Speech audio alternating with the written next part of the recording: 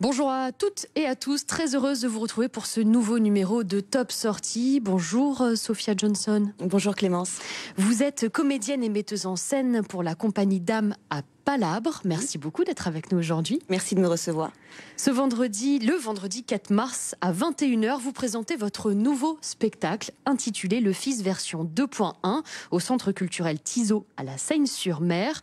Pouvez-vous nous présenter ce spectacle ? Alors ce spectacle est né d'une commande en fait d'un metteur en scène, David Gauchard, à Marine Bachelot-Nguyen, autrice, dramaturge, metteuse en scène. À la suite d'événements qui se sont passés dans le cadre du spectacle d'un autre metteur en scène, Romeo Castellucci, sur le visage du concept du Fils de Dieu, était un spectacle qui a été joué à Rennes, au Théâtre National de Bretagne, et une procession a eu lieu devant ce théâtre pour manifester contre ce spectacle qui était jugé blasphématoire. Un autre élément a eu lieu quelques jours après, le suicide d'un jeune homme de 14 ans par rapport au fait qu'il avait annoncé à sa famille son homosexualité et qu'il a été banni de sa famille. Ces deux éléments ont déclenché chez David Gauchard l'envie de demander une pièce à Marine Bachelot-Nguyen, une amie à lui, donc autrice. Cette pièce s'intitule Le Fils, elle est éditée aux éditions Lanzmann et elle raconte en fait le parcours d'une femme, Cathy, pharmacienne, mère de famille, 2 enfants, installée dans une petite ville à côté de Rennes, et qu'il vit une vie tout à fait tranquille et somme toute banale, jusqu'à ce que des événements la rattrapent et la fassent glisser vers une autre vision d'elle-même et une autre vision de la vie qu'elle voulait avoir au départ. Cathy, ce personnage principal, elle nous ressemble un peu, ou plutôt on lui ressemble tous un petit peu. Tout à fait, c'est comme je vous disais, c'est une personne qui est dans sa vie somme toute assez bien, mariée, 2 enfants, elle va à l'église, elle est pratiquante mais pas trop. C'est Philippe, son mari, qui est plus instauré en fait dans la foi, qui a une pratique un peu plus sincère, on va dire. Et elle est comme vous et moi, on peut la croiser à tous les coins de rue, et elle se révèle en fait à un moment donné dans cette manifestation à laquelle elle va prendre part, puisque c'est là où le réel rattrape la fiction.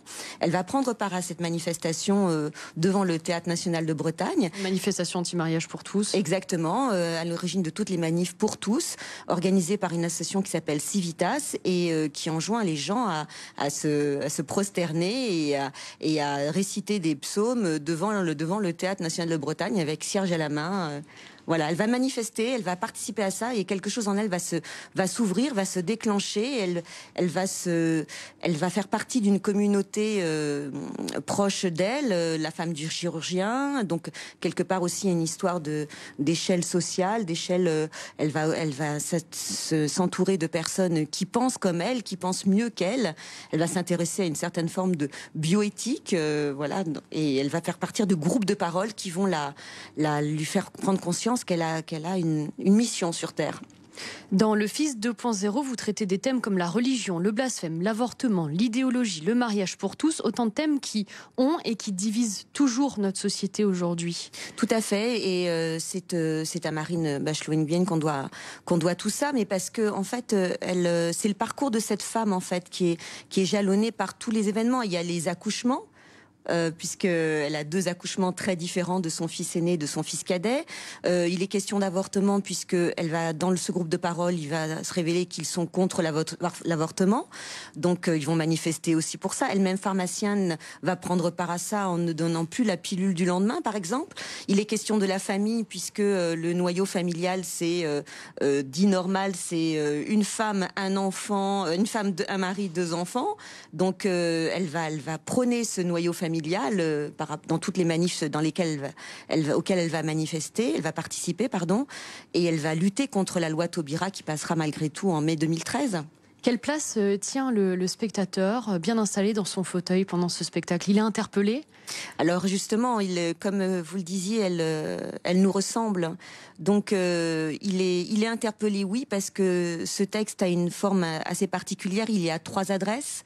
C'est-à-dire que Cathy parle d'elle-même en disant « je », elle parle d'elle en disant « elle », donc elle prend du recul, elle parle des faits qui se sont réellement passés, elle parle de sa maternité, elle dit les choses pour que je sois moins dans l'émotion. Et enfin, il y a les questions adressées. Vous le savez, ce que c'est d'être mère.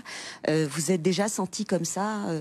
Ils font écho à la comédienne, mais aussi aux spectateurs. Exactement. Et que la comédienne prend charge et qui se répercute dans son jeu et qui interpelle le spectateur, oui. Avec la compagnie Dame à Palab, vous avez aussi le souci de la transmission notamment des valeurs du théâtre. Et ça tombe très bien puisque les vacances scolaires commencent. Alors si vous ne savez pas comment occuper vos enfants et vos adolescents, vous avez une solution puisque vous proposez des stages de théâtre pendant les vacances scolaires. Oui. Ces stages, ils durent les 2 semaines des vacances scolaires ? Non, le stage a lieu du 7 au 11 février à l'Institut Sainte-Marie, à place Germain-Laureau, à la Seine-sur-Mer, de 9h à 12h30. Il est en direction des adolescents, de 11 ans à 17 ans.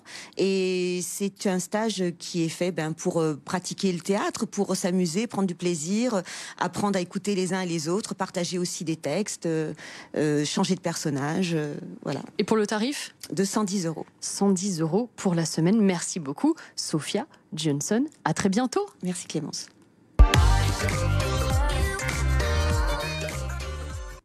Le département du Var inaugure l'exposition Ours, mythes et réalité, exposition gratuite et immersive, illustrée par de nombreux temps forts des ateliers artistiques, scientifiques, visites comptées, conférences et méditations. Une exposition à retrouver du 5 février au 19 juin au Muséum départemental du Var. Vendredi 4 février, le théâtre Marielos à la Valette vous propose Folie berbère. La chanteuse Karimouche aborde frontalement le sujet de ses origines et abolit les barbelés entre les cultures. Tarif de 7 € à 15 €.